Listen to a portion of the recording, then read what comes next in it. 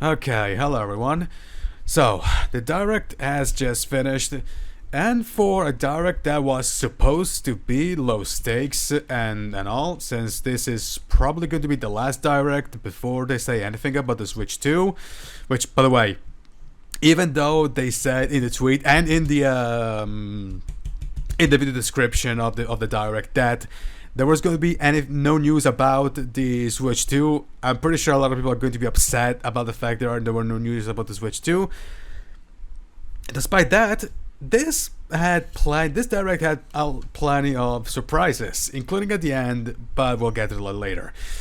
However, we do start with a surprise with a brand new Mario & Luigi game, Mario & Luigi Brothership. And at this point, I'm going to assume, I assume myself, that once Alpha Dream died, that the series was dead. I mean, it died because apparently Bowser Inside Story was pretty bad, and the remake didn't fix anything. But yeah, turns out the series is not dead. They found a new developer, and now we will see if this game is gonna hold a candle to the original ones. Then we have Nintendo World Championships NES Edition, which... actually, come to think of it, isn't this game like super uber mega omega rare or something like that?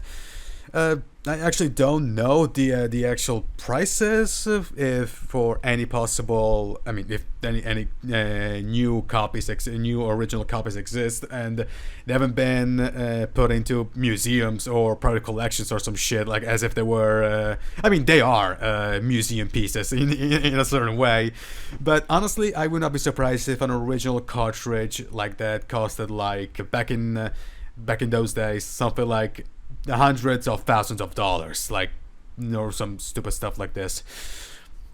Then we have Fairy Tail 2, and I don't know about you guys, but this game looks like trash.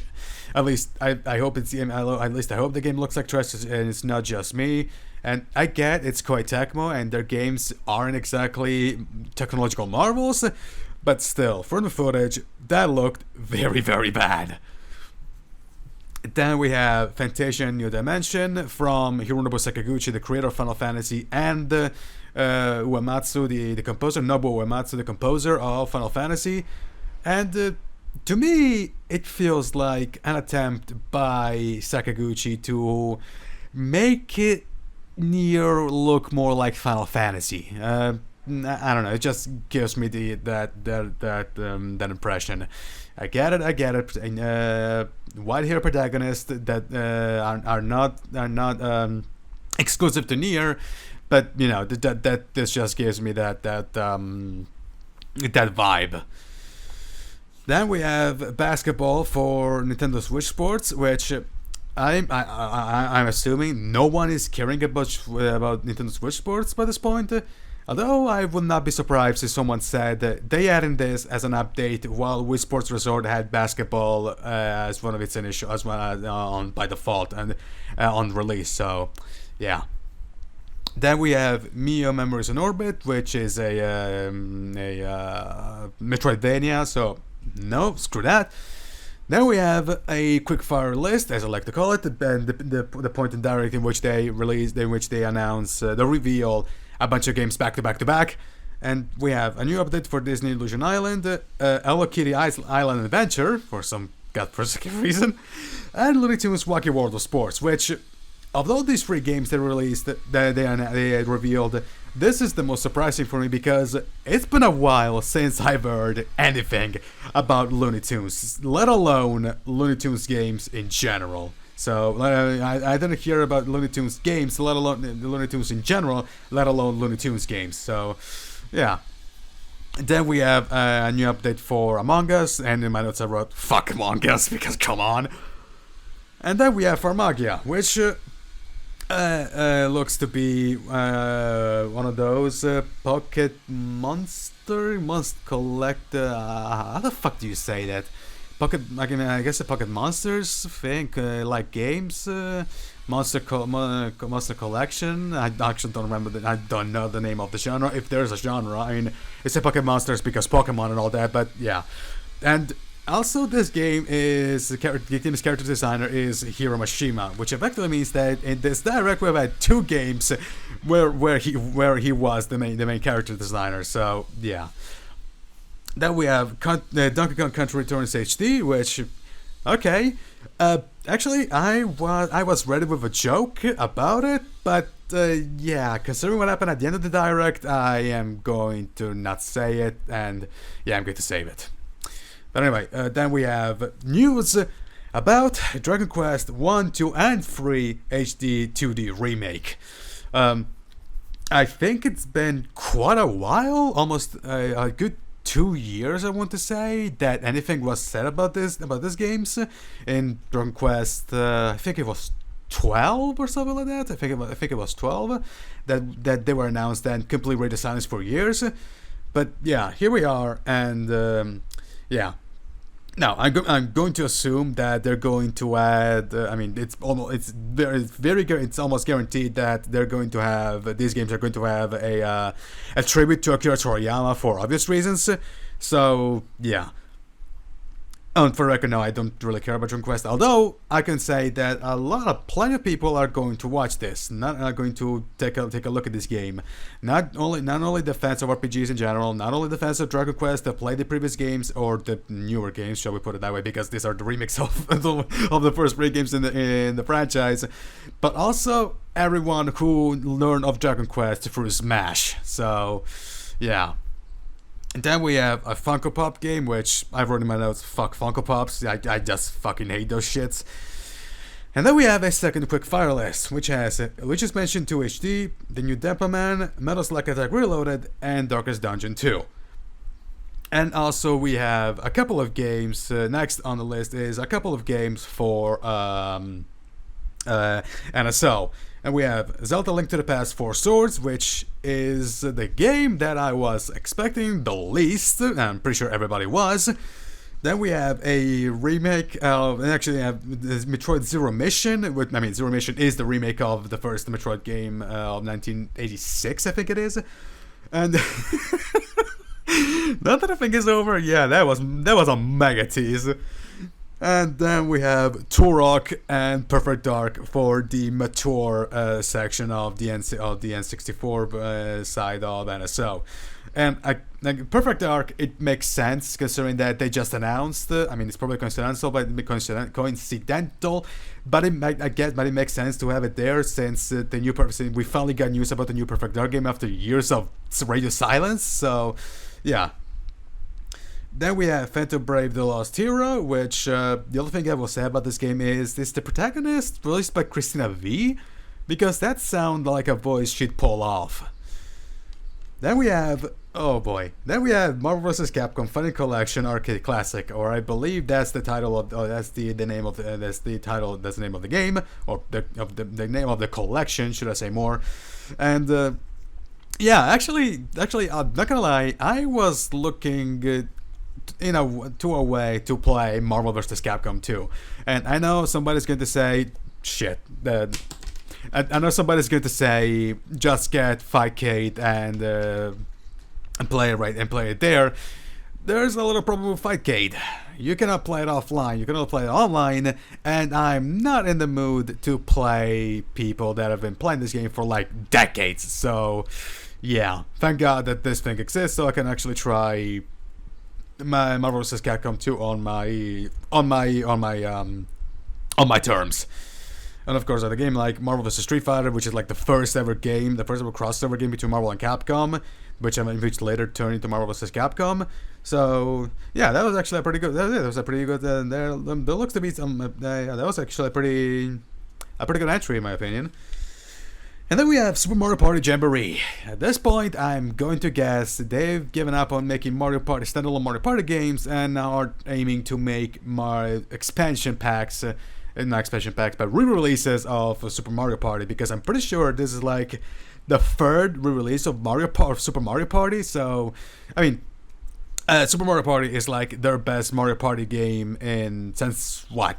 7, I think it is. 7 since 8, actually, because that was the last game where the players moved simultaneously. Every single player moved on its own. So Yeah, I guess it makes sense, but at the end, yeah, whatever.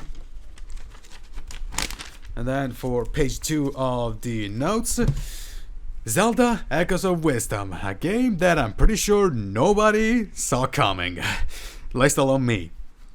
Now, I'll be honest, during the trailer, I thought that the game was going to be another remake of an older game because it has the same art style, the super deformed chibi art style of Link's Awakening remake, and I thought it was going to be a remake, but nope, it's going to be an entirely original game, and the kicker is that Zelda is still going to be the actual protagonist. So this time the name makes actual sense. And I'm pretty sure this is like the first official game where Zelda is the actual protagonist, unlike, if of course we don't count things like Hyrule Warriors, Smash of course, which is not a Zelda game, but it has Zelda in it. This is like the first official game with Zelda as the actual protagonist, of course, if we don't count those CDI things. But yeah. Then we have Just Dance 2025, which, whatever. And then Lego Horizon Adventure. Yes, a Sony IP on Switch.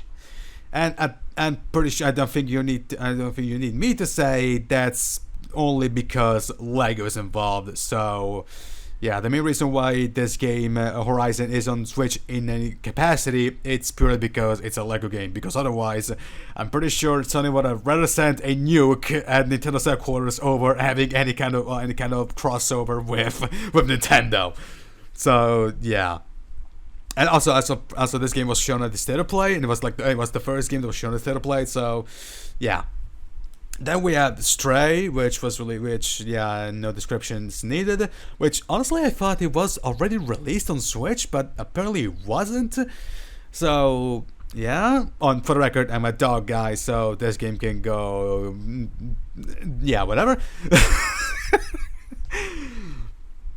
Then we have Tales of the Shire, a Lord of the Rings game, which, what do you expect from a game set in the Shire? So it's one of those Animal Crossing like games. So again, it's set in the fucking Shire, so you're not gonna expect stuff like seeing Aragorn and Saruman, Gandalf, all these guys. So yeah, basically the overall the War of the Ring playing. So yeah, whatever, I guess.